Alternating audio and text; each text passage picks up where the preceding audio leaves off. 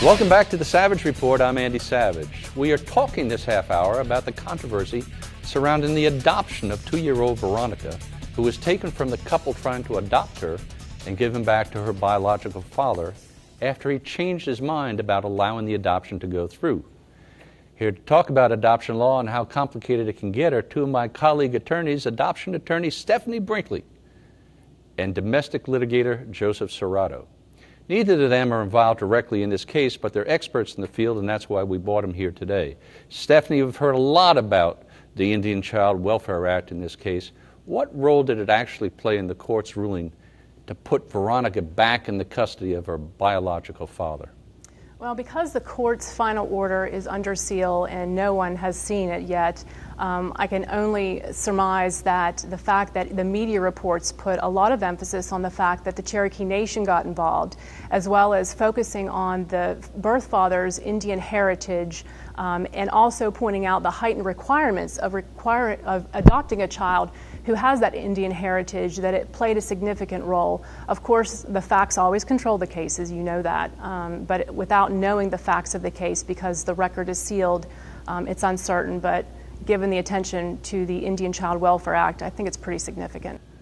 Joseph, let me ask you, the parents on James Island more often than not are called the adoptive parents, and the news media reports about that indicated to me that the adoption, I thought, was final. In fact, it wasn't. Tell us about when an adoption is an adoption. When is it finalized, and what went wrong in this case? I believe the adoption is not final until the order is signed and clocked and 30 days have passed and an appeal has not been filed. And only then can one believe it's finalized, although there are instances where if due process of the law is not provided to one of the parties, they certainly have the right to seek a turning over. So what you'd be talking about, Joseph, in that case, that the father wasn't properly notified. Absolutely. But Stephanie, isn't it the law, isn't it policy, public policy as well as the law, that a biological parent always has preference in an adoption proceeding? Not necessarily, because what prevails is what's in the best interest of the child. For example, in a situation where you're considering the termination of parental rights for a birth father, the court's going to look at several factors in determining what is the best course of action. Specifically, before the child is born, the court's going to look at the activities, the actions or inactions of the birth father. Did he acknowledge his paternity? Did he acknowledge the pregnancy? Did he support the birth mother? Did he give her, if not actual support by going to doctor's appointments with her, did he give her financial support? Was he making an effort to be involved as the rightful birth father? If the adoption is taking place after the child is born, then the court's going to look at the father's attempts to be involved in the child's life. Did the child, offer that financial support, physical support? Were they involved in the child's life? Did they make an effort to assert their rights as a birth father? Well, Joseph, you're always known as a street fighter out there, and often enough you're looking out for fathers' rights. There's a perception a lot among many fathers that they're never treated fairly in the court system. What is your position on this father's rights, and what did he have to do to affect this change in Veronica's circumstance? Andy, I take exception to the concept that the best interest of a child is what rules an adoption. I just do not believe that's accurate.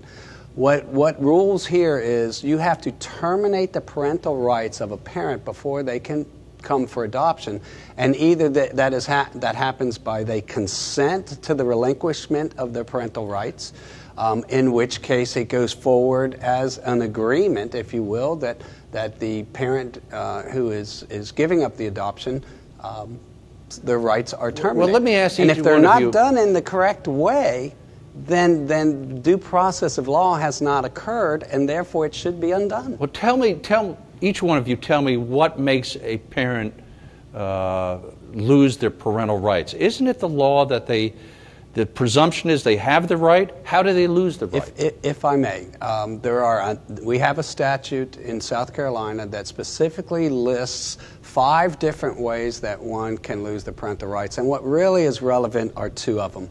One is an inability to attempt to have contact or to give support. The statute talks of if you go for 6 consecutive months without having contact or any material support, then this person has the right to have to be terminated. However, it always has to be in the best interest of the child for that to occur. So, for instance, a single parent who wants to terminate a father's rights probably in South Carolina is not going to have a judge agree to do that, because it is not in that child's best interest to only have one parent to inherit from. Now, if that mother had remarried and has a wonderful husband who treats this child as if the child is their own, and he wants to do a step-parent adoption, the court will certainly terminate those parental rights, because you have a father stepping in for a father and the best interests of the child are met.